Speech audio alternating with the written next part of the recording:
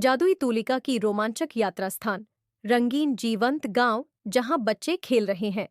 रंगविला गांव में हर बच्चा चित्र बनाना और रंग भरना पसंद करता था। लेकिन एक विशेष बच्चा था जिसका नाम राजू था और उसकी एक गुप्त इच्छा थी। राजू एक तूलिका के साथ आहें भरते हुए, काश मेरे चित्र जीवित हो सकते। रहस्यमय उपहार राजू का कमरा चित्रों से भरा हुआ। एक दिन जब राजू चित्र बना रहा था तो एक रहस्यमय पुराने कलाकार उसकी खिड़की पर प्रकट हुए। पुराने कलाकार चमक के साथ, नमस्ते राजू, मैं तुम्हारे लिए एक खास उपहार लाया हूँ। राजू, वाह, ये क्या है?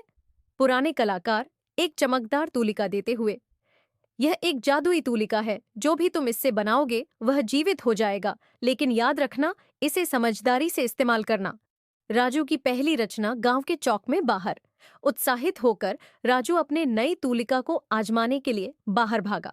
उसने एक छोटी रंगीन तितली बनाई और उसकी आश्चर्यचकित आंखों के सामने वह पेज से उड़ गई। राजू, अद्भुत, ये सच में काम करती है। गांव वाले आश्चर्य में, अरे देखो, एक असली तितली। रोमांच की शुरुआत बाहर एक खाली कैनवास। राजू की उत्सुकता बढ़ गई और उसने कुछ बड़ा बनाने का फैसला किया। उसने एक सुंदर इंद्रधनुषी पुल बनाया जो एक जादुई भूमि की ओर ले जाता था। राजू, चलो देखते हैं ये हमें कहाँ ले जाता है। राजू और कुछ जिज्ञासु बच्चों ने पुल पर कदम रखा और जादुई भूमि की यात्रा शुरू की।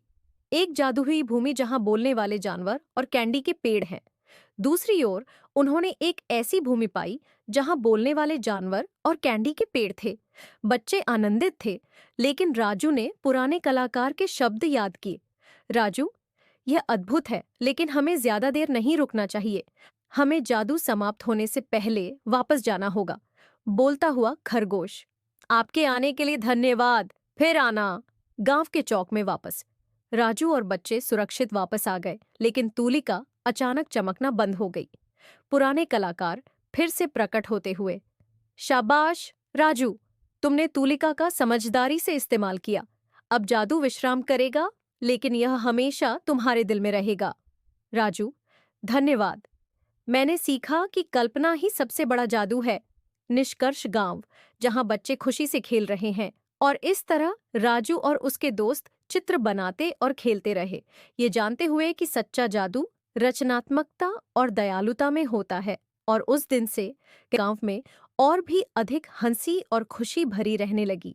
सब एक जादुई यात्रा और एक बच्चे के दयालु हृदय की बदौलत।